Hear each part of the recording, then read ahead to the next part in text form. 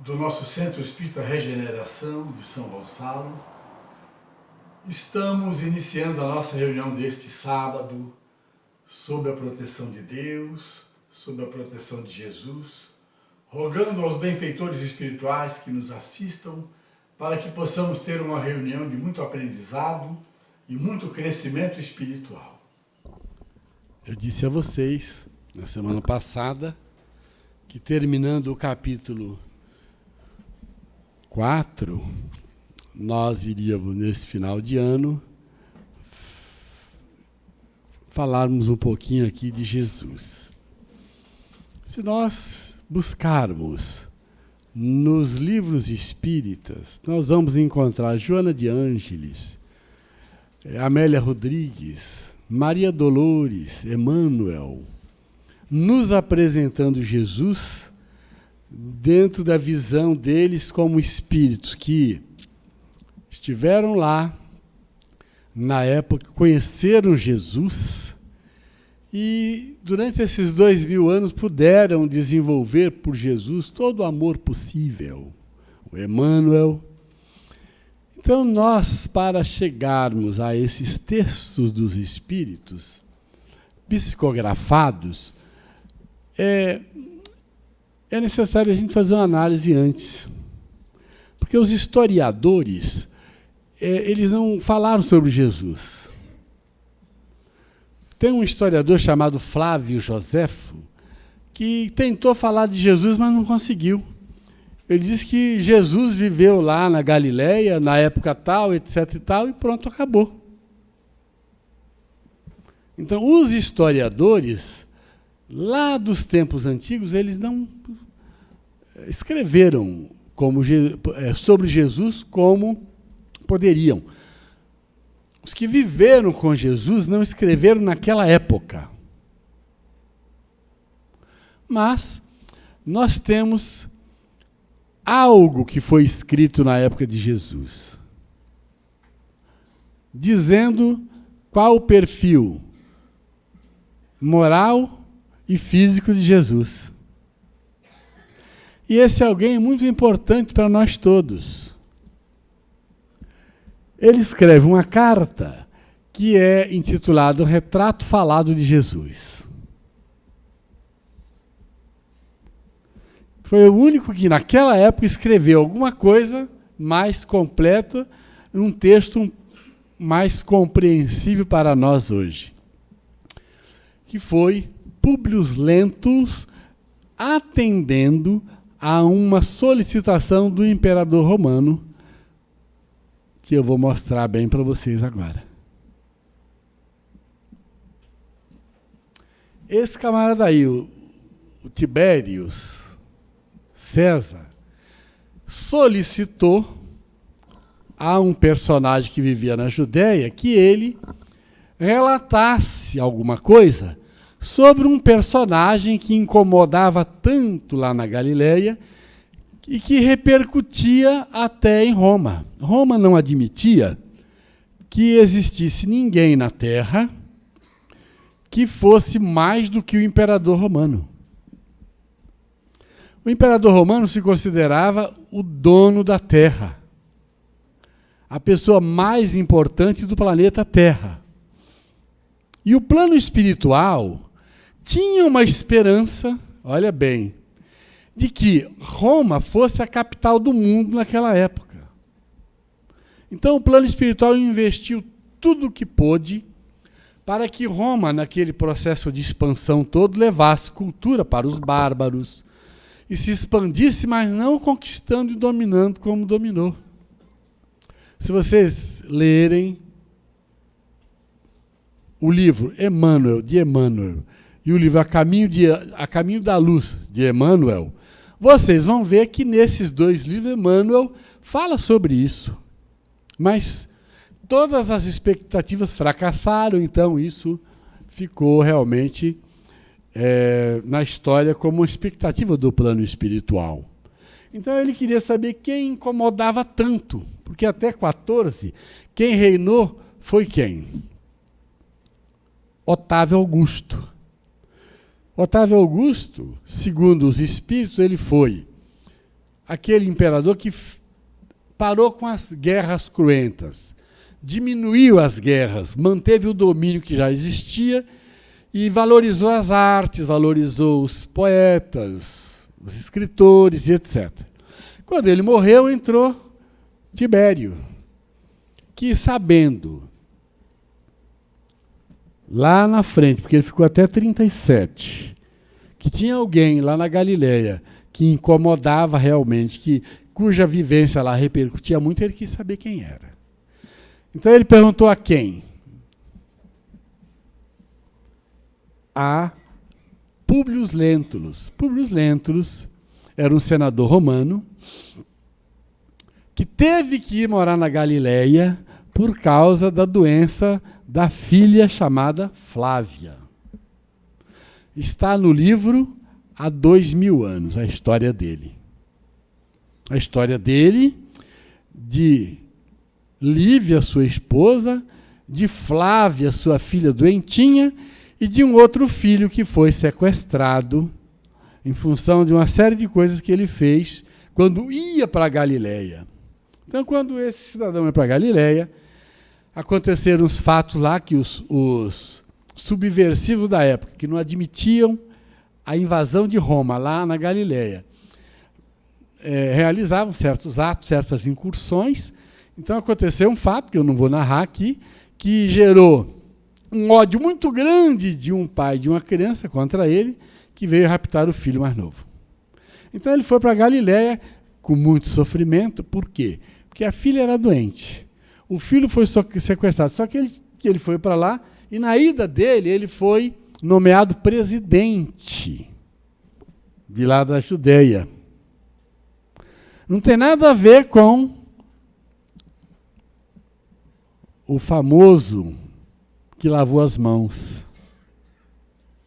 Não tem nada a ver. Ele estava acima, era uma autoridade, mas o Pilatos, ele governava lá uma região.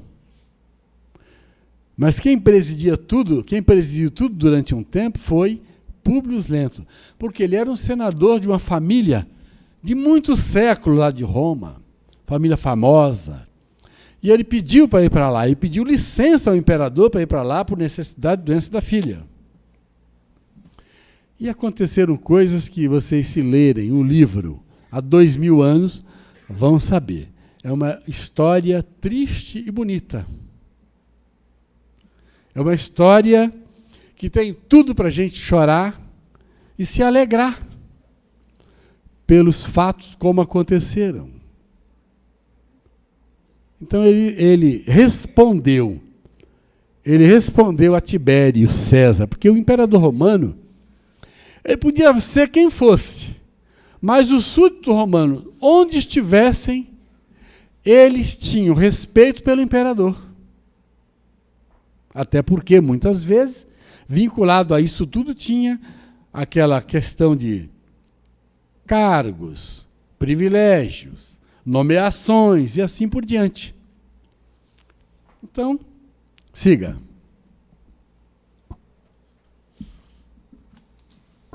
Então, agora nós vamos seguir aqui, senão eu não faço o que eu quero. Então, nós vamos encontrar, então, uma carta do senador Públio Lentulus ao imperador Tibério César, descrevendo as características morais e físicas de Jesus. Essa carta foi mandada, esse documento ele foi encontrado no arquivo de um duque, chamado Duque de Cesadini, em Roma, há muito tempo atrás. Aqui não tem a data. Onde o Públio, ele descreve Jesus, como ele viu, como ele percebeu, como ele sentiu, porque ele conheceu Jesus pessoalmente. A história está no livro há 2000 anos. Eu já vi que essa semana vai vender todos os livros, né? Quem não tem, vai correr comprar, não vai? Ninguém pode viver sem ler os romances de Emmanuel. Emmanuel é o senador Públio Lentulus. Emmanuel, o guia do Chico Xavier, depois de muitas reencarnações, ele então assumiu aqui no Brasil a tarefa de evangelizar através no movimento espírita, através do Chico, pelas mensagens que ele mandaria. Então ele, já para adiantar, o Públio Lento é o Emmanuel, guia espiritual do Chico Xavier. Então ele mandou a carta foi para as mãos do Tibério, não se sabe o que Tibério pensou, o que ele dali fez. A gente sabe que os cristãos não ganharam muito com isso, porque eles não respeitavam os cristãos. Lendo o romance de Emmanuel, você vai ver como eles viam Jesus. Porque não tem só um romance, tem uma sequência de romances. Então, como o povo romano via Jesus? Tem livros de Amélia Rodrigues, por exemplo, que tem histórias, páginas, que os romanos se surpreendiam muito quando eles, sendo amigos de um cristão, conversavam com os cristãos e percebiam a fé que os cristãos tinham em Jesus. Tem histórias lindas. Tem também o livro Boa Nova, do Humberto de Campos, que conta várias passagens. Fala sobre Maria de Magdala, sobre Maria de Nazaré, sobre João Batista, vários personagens daquela época. Então, como é que o nosso Públio Lento se dirige ao imperador? Nós colocamos esse retrato de Jesus e no final nós vamos explicar por quê. Ele se dirige dizendo assim: sabendo que desejas conhecer quanto vou narrar, existindo nos nossos tempos um homem, o qual vive atualmente de grandes virtudes, chamado Jesus, que pelo povo é inculcado o profeta da verdade, e os seus discípulos dizem que é filho de Deus, criador do céu e da terra, e de todas as coisas que nela se acham e que nela têm estado. Quando essa carta chegou nas mãos do imperador, é lógico que ele não gostou, que ele se achava o Deus. Os imperadores romanos, eles tinham o status de Deus. Era assim que eles eram venerados. Então ele já colocou aqui que Jesus se dizia, que o povo o tinha como profeta da verdade. Os discípulos o tinham como profeta da verdade. Filho de Deus, criador do céu e da terra e todas as coisas, e de tudo que na terra existe. Então ele continua dizendo: em verdade, ó César, cada dia se ouvem coisas maravilhosas desse Jesus. Ressuscita os mortos, cura os enfermos. Em uma só palavra, é um homem de justa estatura e é muito belo no aspecto. E há tanta majestade no rosto que aqueles que o veem são forçados a amá-lo ou temê-lo. Esse senador Públio Lentulus, ele não amava Jesus, não gostava de Jesus, não tinha aderido a Jesus. Até então. Na história, há 2000 anos, ele só foi aderir um pouquinho a Jesus depois que a esposa foi levada ao circo e morta pelos leões, na primeira turma dos cristãos que foram levados ao circo em Roma. Depois de ficar doente, cego, ele foi cego pelo próprio filho, induzido pelo sequestrador. Depois de estar realmente dependente da empregada Ana, numa situação muito crítica, ele aderiu. E foi morar num sítio que ele tinha em Pompeia. Ele saiu de Roma e foi para Pompeia. Exatamente um pouco antes da explosão do Vesúvio, que matou todo mundo na região. onde ele foi morrer nas cinzas, na lava do vulcão Vesúvio que explodiu. Então ele não conhecia Jesus até então. Olha só a narrativa dele. Ele narra o que realmente ele ouvia, o que realmente ele percebia ali.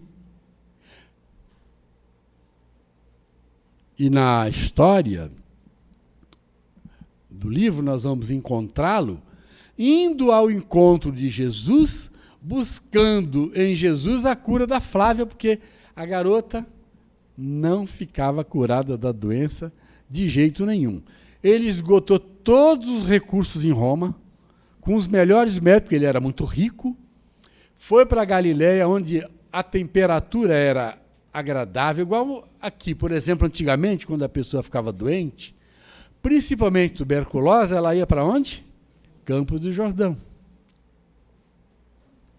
Então ele foi para lá como se lá fosse um campo de Jordão para nós hoje. Um lugar saudável, de ar puro. Para isso que ele foi lá. Ele não foi porque Jesus estava lá, ele foi para lá porque o local era aprazível. Segundo a narrativa, há 2000 anos atrás, a Galiléia era um lugar extraordinário para a saúde. E ele foi para lá. E teve um momento que ele foi obrigado a ir buscar Jesus.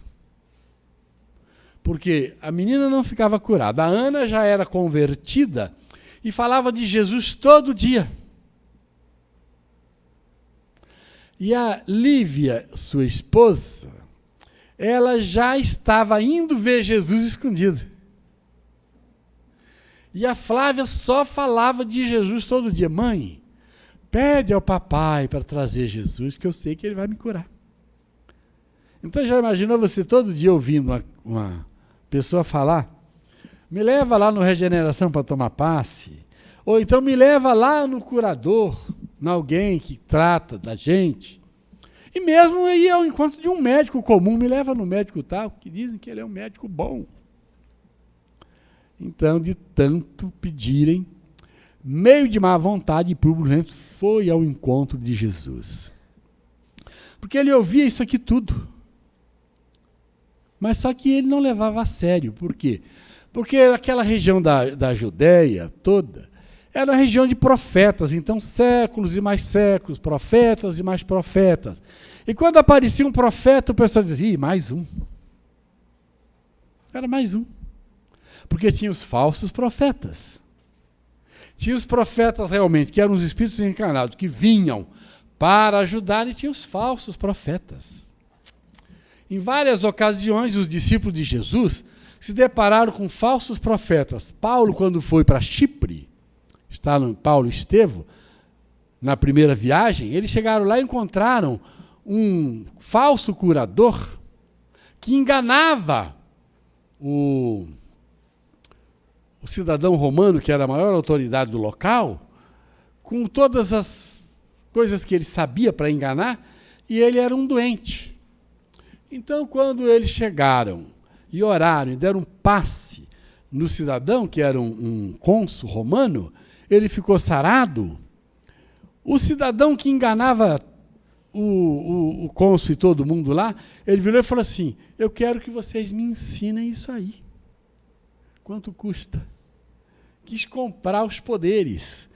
Pedro também passou por isso, vários passaram por isso. Então ele sabia disso e foi.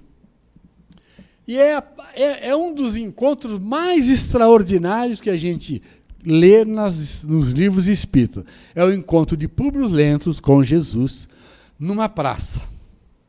Numa praça erma, onde não tinha ninguém vendo.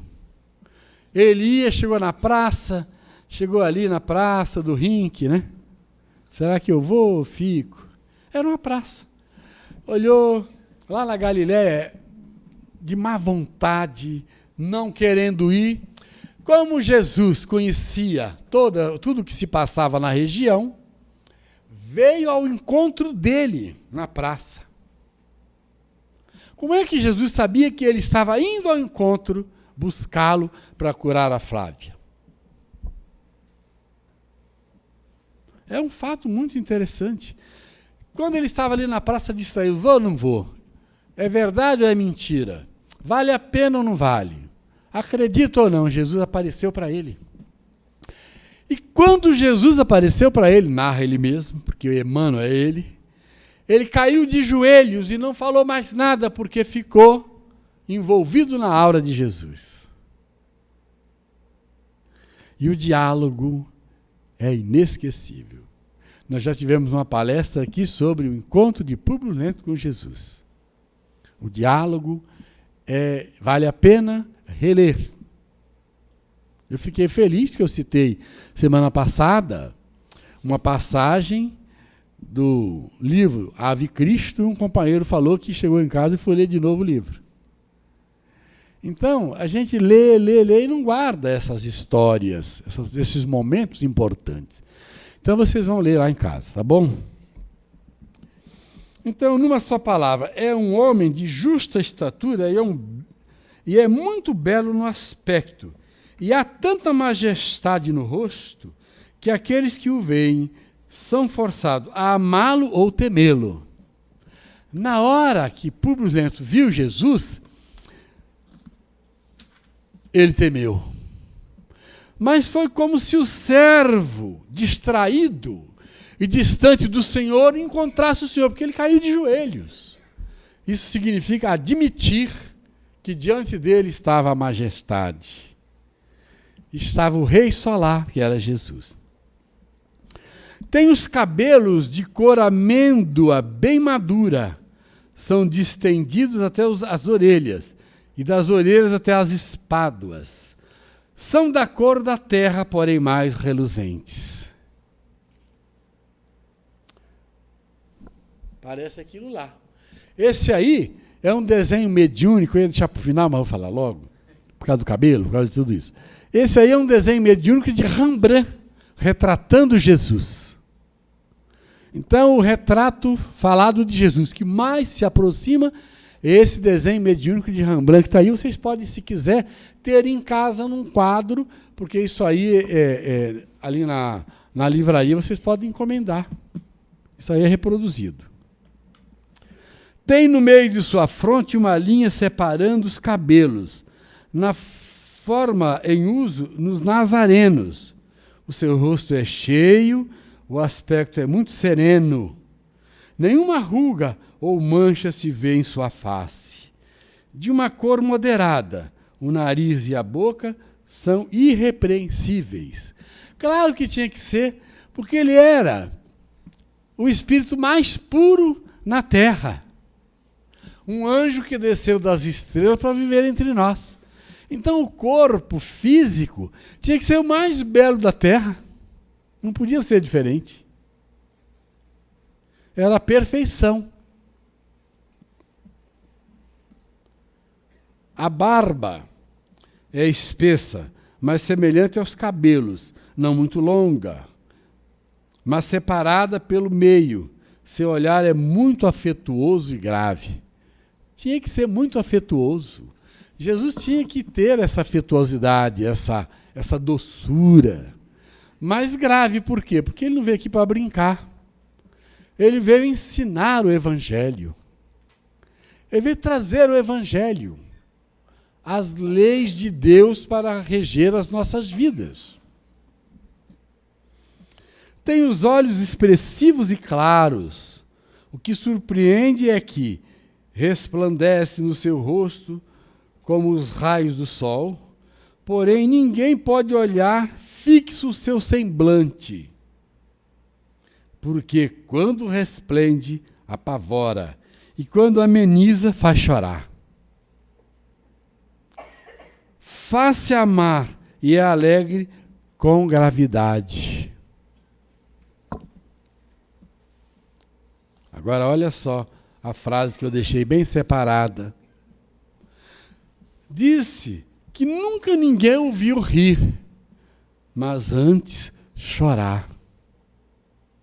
Porque ele vivia no meio da miséria moral e da miséria física.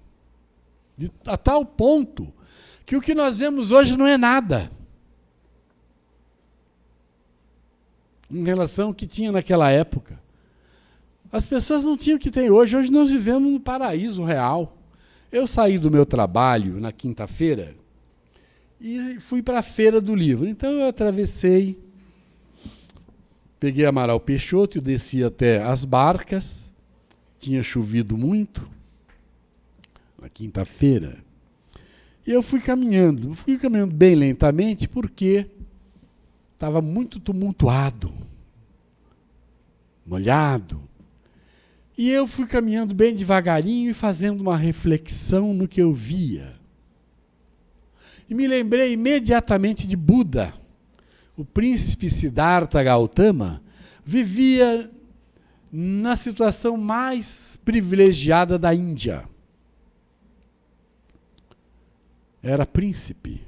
Nunca tinha saído do castelo.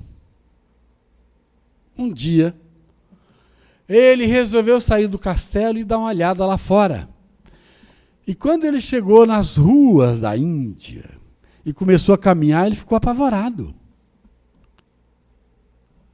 Da relação que tinha do mundo que ele vivia dentro dos muros do castelo com o que tinha lá fora. Só miséria, doença, pobreza. A lepra graçava. Os mendigos pedindo esmola eram uma coisa louca. Então os cuidadores dele disseram, não pode ficar aqui fora, o senhor é um príncipe. Não, eu quero ver o que é o meu país. E nunca mais voltou para a vida principesca que ele levava. Se o meu povo é assim, o que é que eu faço lá dentro? Pensou ele. E ele então começou a pensar em ajuda. E depois de um tempo resolveu ir meditar para analisar as coisas todas e ver o que seria ideal na vida. O que seria ideal num país, num povo. E deixou. Bom, ele então, por ir meditar, ele iluminou-se. Tornou-se o iluminado, que quer dizer Buda, em sânscrito. O iluminado ou o Buda quer dizer a mesma coisa. Então ele foi meditar. Depois que ele meditou e se iluminou, ele ficou bem, se sentiu feliz. Mas aí diz assim, o que adianta eu me sentir feliz? Para que essa felicidade? O que eu faço agora com o que eu alcancei de sabedoria meditando? Eu tenho que voltar. Voltar e ensinar. Voltou e foi ensinar as pessoas as regras de vida. E criou 8 mandamentos. Deixou 8 mandamentos que chama-se a senda óctupla. E esses 8 mandamentos, eles estão principalmente regidos por outros 4 princípios que Joana de Ângeles trabalha e deixa muito bem claro no livro Plenitude. Então, Jesus, quando estava na Terra, ele vivia no meio da multidão. Ele não se afastava, ele vivia no meio dos doentes. Quando narram os apóstolos que nas palestras que ele fazia tinha milhares de homens, multiplica porque também tinha as mulheres e as crianças. Era muita gente em volta dele. Eu fico emocionado quando na Bíblia, no Novo Testamento, nos relatos, tem lá que Jesus saía de um lugar e ia para outro, quando chegava lá a multidão tinha chegado na frente. Ele nunca vivia sozinho. Para ficar sozinho, ele se isolava, como ele fez, foi para o monte orar.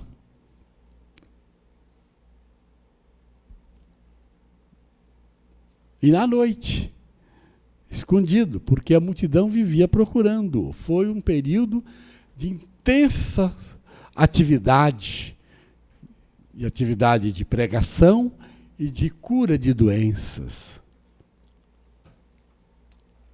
E ele chorava.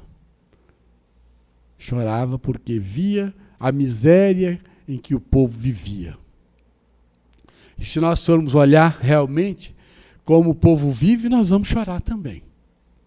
Porque nessa pequena caminhada que eu fiz, um pouquinho mais devagar, que a gente só anda depressa.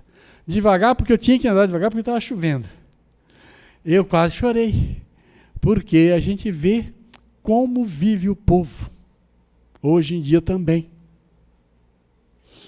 Como as pessoas estão? Como tem muita gente sofrendo? Como tem muita gente desempregada, correndo atrás, sofrendo, e numa luta imensa. A gente reclama que a rua está cheia, que não dá para passar. Não dá para reclamar, não. Dá para chorar.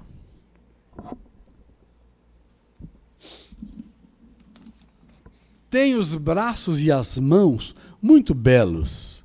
Na palestra contenta muito, mas o faz raramente. E quando dele se aproxima, verifica-se que é muito modesto na presença e na pessoa. Então Jesus não era afetado, ele era modesto. E nós temos no Evangelho, nas lições dos narradores, que ele só tinha uma roupa para se enrolar e um par de sandália. E não tinha um travesseiro para recostar a cabeça, ele tinha uma pedra. Então ele era pobre materialmente, embora fosse o dono do mundo, como fala Amélia Rodrigues várias vezes. Ele era o dono, mas apresentava-se simples, com a roupa simples. Segue. É o mais belo homem que se possa imaginar. O imperador ficou com um ciúme, com a inveja danada, né? Mais bonito do que eu. Muito semelhante à sua mãe. Semana que vem, nós vamos trazer o retrato também pintado por Rembrandt de Maria de Nazaré. A qual é de uma rara beleza, não se tendo jamais visto por essas partes uma mulher tão bela. Lógico, para ser a mãe do espírito mais puro na terra, tinha que ser a mulher mais bela, mais pura, mais suave, mais delicada. Não pensem vocês que é aquela figura daquela garota que mostram, tem uma confraria em São Paulo que manda para a gente todo ano um retrato de Maria, né, com alguma coisa pedindo ajuda, etc. e tal. Não é aquele o retrato de Maria real. Então nós traremos. Isso aqui está deformado, porque o computador deforma, mas o quadro vocês podem adquirir, colocar numa moldura e ter em casa, porque é um retrato muito bonito. Onde é que eu parei?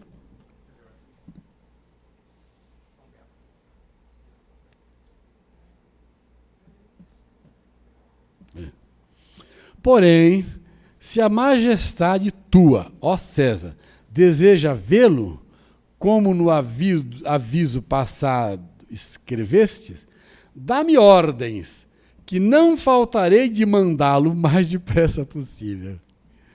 Gostaram dessa? Públio Lentulus tinha tanta autoridade que ele achava que podia mandar Jesus, colocar Jesus num navio daquele, vai lá que César quer te ver. Já pensou se ele quisesse fazer isso? Vocês acham que Jesus iria?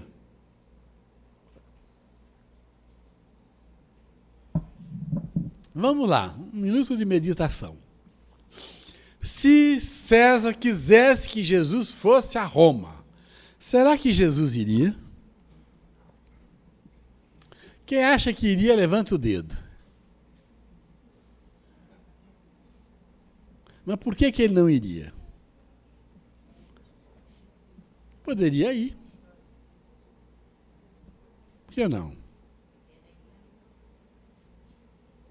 Chegaria lá, César, ó, ia acontecer igual o Públio Lentulus, ia cair de joelhos. Por que vocês acham que Tibério, que Otávio Augusto, que esses imperadores de Roma, não eram pessoas que precisavam estar ali? Vocês acham que eles não sabiam que Jesus existia? Sabiam, Mas quando reencarnavam lá naquela localidade onde os princípios religiosos estavam instituídos há muitos séculos. Você não conseguia demovê-lo daquela ideia. No Egito Antigo, teve faraó que acreditava num Deus único, mas não conseguiu impor a regra da crença. Porque a organização religiosa era tão arraigada que não dava para mexer com aquilo. Imagine você se o Papa quiser, amanhã, dizer assim, olha, a partir de hoje, nós vamos estudar as obras de Allan Kardec. Vocês acham que ele vai conseguir? Só se for escondido. Porque a estrutura é tão rígida, está tão arraigada, que você não consegue, só através do século e dos milênios, que isso vai acontecer. Porque as obras espíritas vieram para ajudar na interpretação das leis divinas. É a terceira grande revelação. Primeiro as leis por Moisés, Jesus com o Evangelho e a doutrina espírita com os Espíritos. Nós temos essa convicção. Então, se Jesus disse assim, tá bom, vamos lá. Poderia ter ido agora. Se dizer que ele teria ido ou não, isso aí é muito devaneio nosso. Porque ninguém pode ter essa ideia certa. Jesus talvez fosse dizer assim, eu vou, mas eu volto. Ou então, diga ao imperador para vir aqui. Ele ia morrer mais depressa. Né? Imagina isso. Mas vamos ver o que o nosso senador diz aqui. Eu estou só cogitando, hein, gente? Não leve isso como... De letras, faz-se admirar de toda a cidade de Jerusalém. Ele sabe todas as ciências e nunca estudou nada. Ele caminha descalço e sem coisa alguma na cabeça. Muitos se riem, vendo-o assim. Porém, em sua presença, falando com ele, tremem e admiram. Falar por trás, né? Todo mundo falava por trás. Dizem que um tal homem nunca fora ouvido por estas partes. Em verdade, segundo me dizem os hebreus, não se ouviram jamais tais conselhos de grande doutrina como ensina este Jesus. Muitos judeus o têm como divino e muitos me querelam, afirmando que é contra a lei de tua majestade. Eu sou grandemente molestado por esses malignos hebreus. Então ele diz que ele, como presidente da Judéia, ele era molestado. Os judeus vinham falar com ele, perturbá-lo. O que você vai fazer? Né? Aquela história que se conta que tudo girou em torno do Pilatos, aqui ele mesmo está dizendo, na carta dele, que ele era molestado, que as pessoas vinham a ele. Disse que esse Jesus nunca fez mal a quem quer que seja, mas ao contrário, aqueles que o conhecem e com ele têm praticado, afirmo ter dele recebido grandes benefícios e saúde. Aí ele termina assim, porém à tua obediência estou prontíssimo. Aquilo que tua majestade ordenar será cumprido. Assinado Públio Lentulus, ele coloca lá, obrigadíssimo, e tal, e tal, e tal, e tal, coloca-se na posição de servo de Roma, e aqui nós não colocamos, para não acrescentar mais nada. Então esse é o retrato falado de Jesus. Agora, pula. Eu mostrei para você, vou mostrar para vocês como Jesus foi retratado por várias pessoas. Um pouquinho diferente dessa coisa que o Públio Lentulus coloca, mas em algumas situações mais ou menos parecidas. Vai. Tem essa imagem de Jesus. Fica mais ou menos próximo, não fica? Mais ou menos próximo. Aí tem a outra com o coração no meio aí, que foi a invenção de alguém. Sagrado Coração. Aí tem uma de perfil. Depois tem outra com a aura. Vai mais uma. Pode ir passando, mais uma. Aí colocaram um carneirinho no colo dele, vê lá. Depois tem outra com coração. Vai passando. Pode passar. Então são essas imagens que foram criando de Jesus, e etc e tal, porque nós estamos trabalhando hoje aqui esse aspecto físico. Vai passar. Tem uns, né, com um aspecto estranho. Tem um aí que é retrato de um filme, né? Isso aí é um personagem encarnado, pai. Esse aqui foi um filme que fizeram. Esse personagem fez o papel de Jesus. E tem um outro ali que é estranhíssimo, por esse camarada aí. Bom, então, tem o final, que é esse aqui, que é o retrato que se aproxima. Que se aproxima porque os espíritos tentaram retratá-lo assim. Daí, o que importa nesse texto todo que nós colocamos são as colocações do Públio Lento mostrando como Jesus impressionava pelo conhecimento. Ele nunca estudou nada e sabe tudo, lógico. Ele era e é. Ele foi o criador, não. Ele foi quem presidiu a formação do planeta Terra, desde o princípio, e vem trabalhando para que a Terra chegue a esse ponto, com uma legião de infinitos colaboradores, que são de outras esferas, de outros planetas, lógico, dentro da nossa galáxia, de outros sistemas, como nós estudamos durante esse período todo. Aí há muitas moradas na casa, há muitas moradas na casa do meu pai. Então, Jesus, sendo o Espírito que Deus escolheu para presidir e acompanhar a formação do planeta Terra até hoje, ele já era Espírito puro antes da Terra existir. Então, ele não veio aqui para ir frequentar banco escolar. De modo que tudo aquilo que se fala que Jesus foi aprender na Índia com não sei quem, que ele foi aprender com os essênios, etc. e tal, tudo isso é história de quem não tem a mínima noção de quem é Jesus e do que ele representa para nós. Ele não é Deus. Ele é um espírito puro de alta evolução e não é o único espírito puro em torno de Deus no universo. Não pode ser o único. Não pode. Deus não tem só Jesus no universo para cuidar desse universo. O universo onde já se identificaram 125 bilhões de galáxias. Eu não sei se contaram, mas é um cálculo que se faz. Como é que pode ter só um espírito puro, filho único de Deus, unigênito? Isso é uma visão deturpada. Lá nos tempos de Jesus não se pensava assim. Isso foi formatado dentro das ideias que, durante esses 2000 anos, alguns teólogos tentaram, né? Obviamente muito mal inspirados, porque o que o Espiritismo vem trazer é uma clareza maior na interpretação de todas essas coisas que nós temos para analisar e estudar. Então, Jesus está aí apresentado por Públio Lentulus.